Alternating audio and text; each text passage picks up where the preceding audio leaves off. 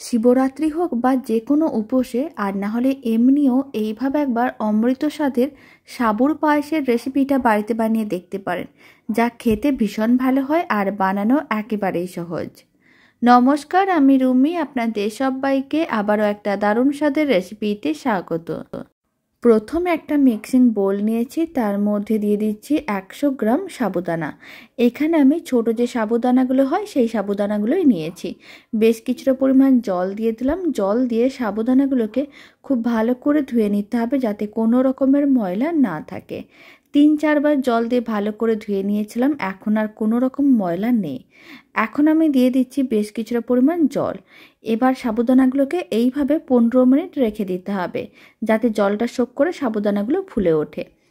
আর এদিকে আমি একটা কড়াইকে গ্যাসের ওভেনের উপরে বসিয়ে দিয়েছি। কড়াইয়ের মধ্যে আমি দিয়ে দিলাম 1 চামচের মতন ঘি, আর 10-12টার মতন দিয়ে দিলাম কাজু বাদাম ও কিশমিশ। এখন কাজু বাদাম ও কিশমিশগুলোকে হালকা লাল করে ভেজে নিতে হবে। প্রায় 2 থেকে 3 মিনিট মিডিয়াম টু লো ফ্লেমে এইভাবে নাড়াচাড়া করে নিয়েছিলাম। কাজু বাদাম ও কিশমিশগুলো ভাজা হয়ে গেছে। এখন ভেজে নেওয়া কাজু বাদাম ও কিশমিশগুলোকে তুলে নিতে হবে।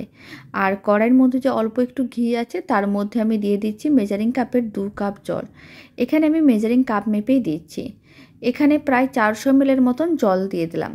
আর আমি দিয়ে দিচ্ছি 100 গ্রামের মতন গুঁড়ো দুধ। ফ্লেমটা লোতেই রাখতে হবে। লো ফ্লেমে সমস্ত কিছু ভালো করে একসঙ্গে মিশিয়ে নিতে হবে। আর এইভাবেই কিন্তু নাড়াচাড়া করতে হবে, যাতে গুঁড়ো দুধগুলো দলা না পাকিয়ে যায়। আর আপনারা দেখুন, গুঁড়ো দুধটা কিন্তু খুব ভালো করে মিশে গেছে, কোনো রকম দলা নেই। এখন ফ্লেমটা মিডিয়াম টু হাইতে করে দুধটাকে ভালো করে ফুটিয়ে নিতে হবে। আর 15 মিনিট কিন্তু হয়ে গিয়েছিল। সাবুদানাগুলো জলটা শোক করে বেশ ফুলে উঠেছিল।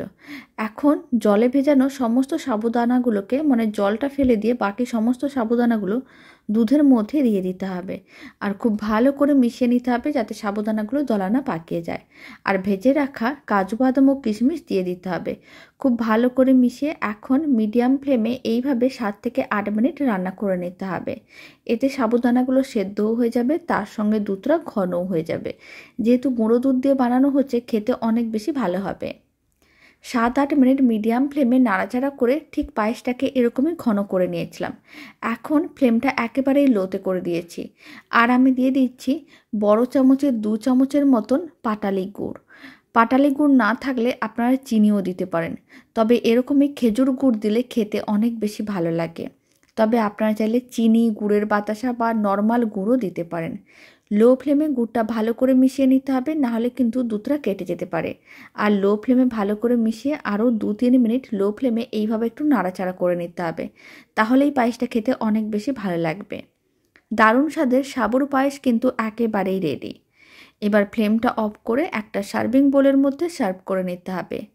আর এই পায়েসের রেসিপিটা আপনাদের কেমন লাগলো কমেন্ট বক্সে জানাতে একেবারেই ভুলবেন না। ভালো লেগে থাকলে আপনারা যদি ফেসবুক থেকে রেসিপিটা দেখছেন, পেজটিকে ফলো করে নেওয়ার অনুরোধ রইল। ইউটিউব থেকে দেখলে চ্যানেলটি সাবস্ক্রাইব করে নেওয়ার অনুরোধ রইল। পাশে থাকা বেল আইকনটি প্রেস করে নেবেন নতুন রেসিপির আপডেট সবার আগে পাওয়ার জন্য। বাড়িতে বানালে কমেন্ট বক্সে জানাতে একেবারেই ভুলবেন না খেয়ে আপনাদের কেমন লাগলো। তো চলুন, ভিডিওটা আমি এখানে শেষ করছি। আপনারা সবাই ভালো থাকবেন, সুস্থ থাকবেন। আপনাদের সঙ্গে আবার নতুন রেসিপি নিয়ে দেখা হচ্ছে।